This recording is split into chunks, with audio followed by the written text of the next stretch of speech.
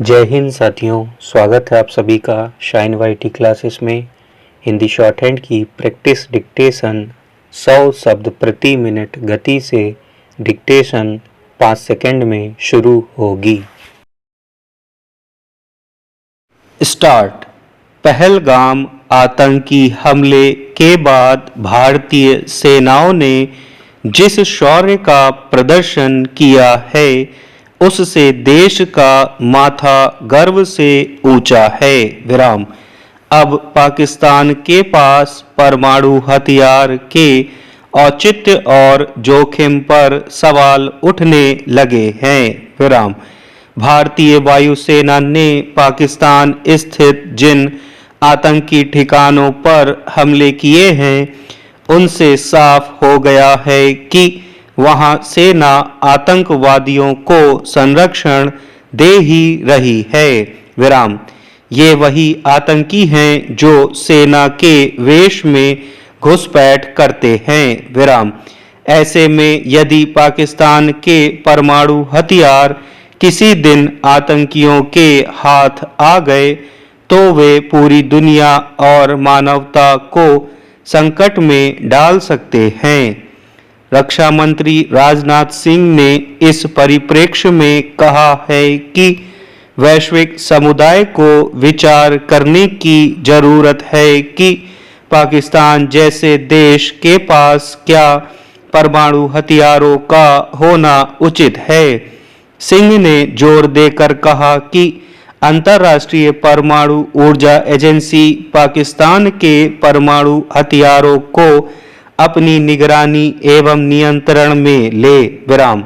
हालांकि भारत ने अब आतंकवाद के विरुद्ध नीति को नए सिरे से परिभाषित किया है। विराम। भारत की धरती पर होने वाले आतंकी हमलों को अब युद्ध माना जाएगा। विराम।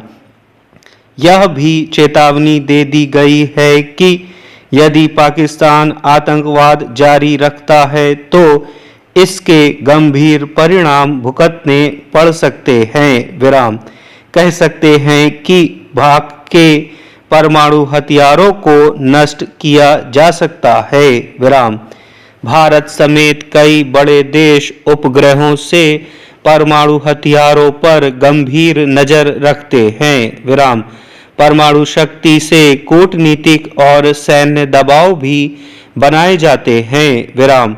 अंतर्राष्ट्रीय कानून परमाणु बम के उपयोग को मानवता के विरुद्ध अमानुषिक कृत्य मानता है। विराम। इनके उपयोग के बाद संयुक्त राष्ट्र सुरक्षा परिषद के कठोर प्रतिबंधों का सामना भी करना पड़ता है। विराम। इसीलिए भारत ने पहलगाम घटना के बाद पाकिस्तान के हवाई अड्डों, सैन्य ठिकानों और अन्य रक्षा केंद्रों पर सावधानी बरतते हुए हमले किए। विराम। वरना भारतीय वायुसेना ने उसके परमाणु ठिकानों के इर्द गिर्द सटीक हमले कर ही दिए थे। विराम।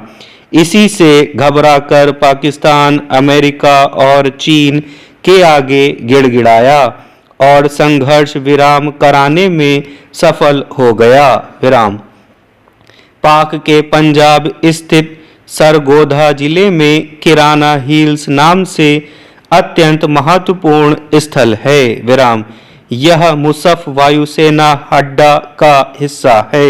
विराम। सैन्य गतिविधियों में अपनी अहम भूमिका के चलते यह रणनीतिक एवं सामरिक महत्व का स्थल है। विराम। यहाँ 260 वर्ग किलोमीटर क्षेत्रफल में पहाड़ियां फैली हुई हैं। विराम। इसे सुरक्षित क्षेत्र माना जाता है। यही पाकिस्तान का भूमिगत परमाणु ढांचा है।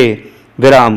परमाणु हथियार रखने के लिए यहाँ 10 सुरंगें बनाई गई हैं। विराम। ये सुरंगें बहुस्तरीय रक्षा प्रणाली से ढकी हुई हैं। विराम। यहाँ जबरदस्त किलेबंदी है।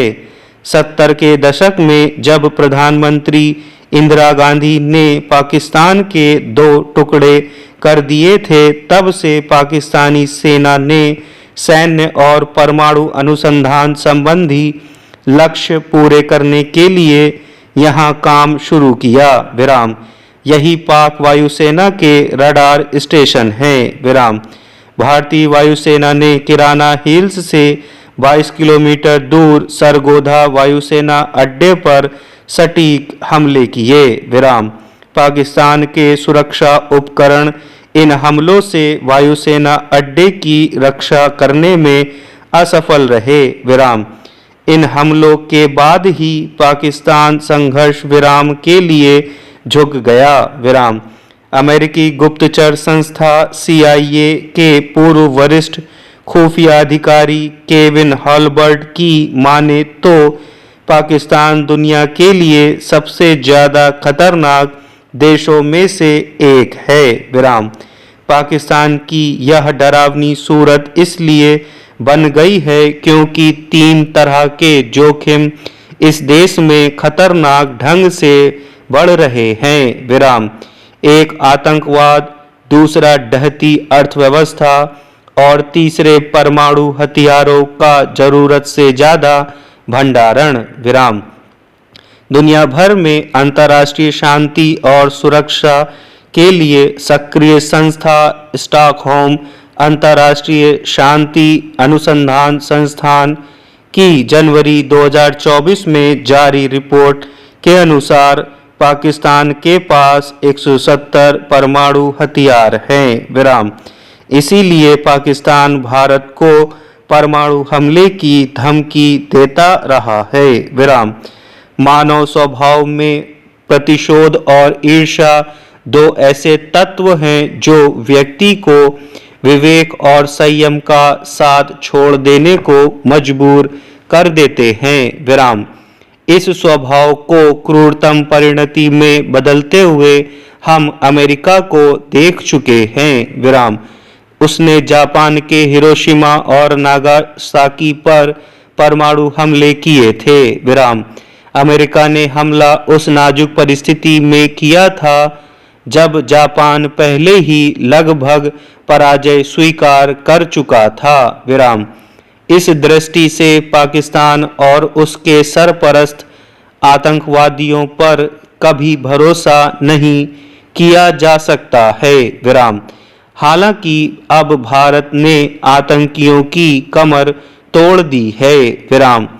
दूसरे विश्व युद्ध के दौरान अमेरिका ने हिरोशिमा पर 6 अगस्त और नागासाकी पर 9 अगस्त 1945 को परमाणु बम गिराए थे। विराम। इन बमों से हुए विस्फोट और उससे निकली रेडियोधर्मी विकिरण के कारण लाखों लोग तो मरे ही, हजारों लोग अनेक वर्षों तक लाइलाज बीमारियों की गिरफ्त में रहे। विराम।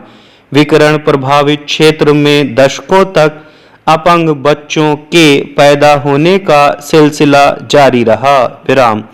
अपवाद स्वरूप आज भी इस इलाके में अपंग बच्चे पैदा होते हैं। विराम।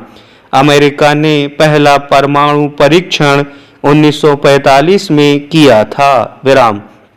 तब आणविक हथियार निर्माण की पहली अवस्था में थे, किंतु तब से लेकर अब तक घातक से घातक परमाणु हथियार बनाने की दिशा में बहुत प्रगति हो चुकी है। विराम।